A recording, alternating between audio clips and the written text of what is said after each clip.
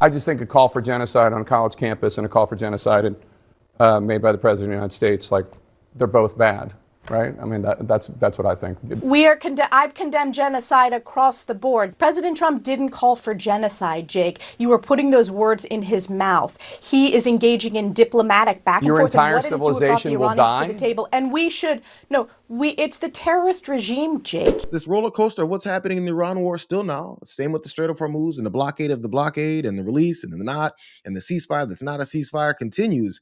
He's back to being crazy. I spoke with President Trump today, who said if the Iranians don't sign the deal, their whole country is going to get blown up. The president went on to tell Fox News, we're preparing to hit them harder than any country has ever been hit before because you cannot let them have a nuclear weapon. The ceasefire between the United States and Iran is set to end in under 72 hours. So he's right back to doing what it is that he does.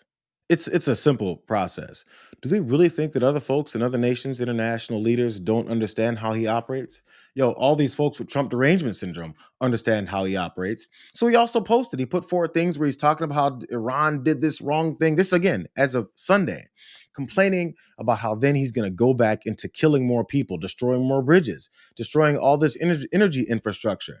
And Elise Stefanik took her ass on CNN and decided to embarrass herself and have a debate about Donald Trump's original genocidal post about how he wants to kill everyone in Iran, eliminate an entire civilization. President Trump didn't call for genocide, Jake. You were putting those words in his mouth. He is engaging in diplomatic back and Your forth. entire And what did it do about civilization the will Iranians die? to the table? And we should, it's the terrorist regime, Jake. He's targeting the terrorist You're changing regime. his words. You can continue the decades long, but you're adding genocide. That's not what he What is wiping out stated. an entire civilization? In the case of the university presidents, I specifically asked them about calling for the genocide of Jews. Again, the president is correct to call out the Iranian terrorist regime, to bring them to the table, to force a ceasefire, and frankly, to free the Middle East from this largest state sponsor of terror that has not only killed American lives, but has targeted Israel and the United States of America, including assassination attempts against our elected officials. Is calling for wiping out a Question, civilization, is calling for wiping out an entire civilization the bad or Iranian good? terrorist regime. But that's not what he said. Of course it's bad. That is not what he is calling for. He wasn't calling for genocide. Your entire civilization It was targeted will die. towards the Iranian terrorist regime.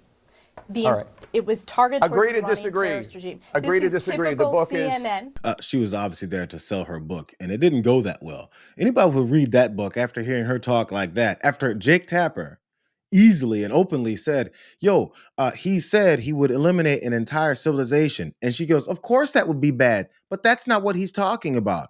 It's only what he wrote. I'm going to let them finish their argument because he held up her book, tried to save her from more embarrassment, but she kept going. And it goes back to the same thing I was talking about with Kash Patel. When they're on TV and they're looking bad, they're speaking to an audience of one. So she had to double down and go with some Trumpisms. This is typical CNN. Okay. If you want to compare the President of the United States to the university presidents who failed to call for the condemnation of calling for the genocide of Jews, that's on you, Jake. The world saw how morally equivocating those university presidents were. Yes, you're the one that is it's not a comparison. So if you want to make that comparison, if you have the that's same on standard CNN. for somebody. That is not the comparison. Of course, genocide is bad across the board, Jake. President Trump effectively brought the Iranians to the table. He effectively delivered a ceasefire, and he is going to effectively deliver peace to the Middle East to stop, frankly, the killing of the Iranian terrorist regime, which kills their own people and has created havoc across the Middle East. We have people who actually supported the strikes against Iran, Iranian Americans and Iranian advocates on the show all the time, and they all were horrified when President Trump called for a genocide of the Iranians, to quote-unquote wipe out your entire civilization. He's not calling for a genocide of the Iranians. It's targeted towards the Iranian terrorist regime. It's been consistent throughout, Jake. And again, that has brought the Iranians to the table. And let's talk about the Iranians have killed tens of thousands of their own people. Yeah, so if you want to prop up the Iranian terrorist regime, that's on you. The president has been very effective in calling out the Iranian terrorist regime. I'm just glad these folks on these network, these cable news news stations have decided to stop being afraid of their same empty talking points. Laugh it off. Like Jake Tapper dismissed her. He has a very smug face when he wants to. He's like, I didn't say that, dumbass.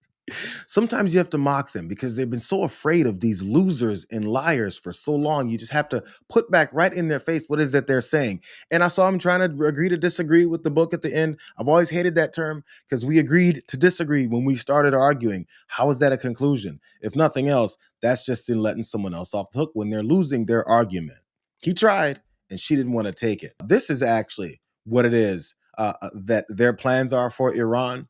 And Stephen Miller, who took a bit of a hiatus from going on TV because he keeps slipping up and saying these things, accidentally almost said the real thing, which Elise Stefanik was trying to cover up for. Here's this Nazi. And this embargo and every other option is on the table as President Trump seeks that final, safe, secure outcome for the people of the world.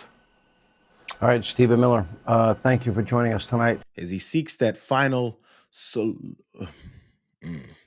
that'd be a little bit too Nazi, even for Stephen Miller.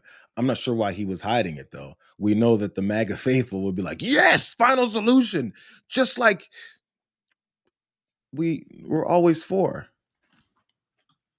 It's not the only time Stephen Miller's done things like that. Like I said, he took a hiatus. Maybe he went to take some meds, get a little drunk with Kash Patel, because this is what happened last year when he accidentally pointed out plenary authority for Donald Trump, and he froze. I would note the administration won an identical case in the Ninth Circuit just a few months ago with respect to the federalizing of the California National Guard. Under Title 10 of the U.S. Code, the president has plenary authority. Stephen? Stephen?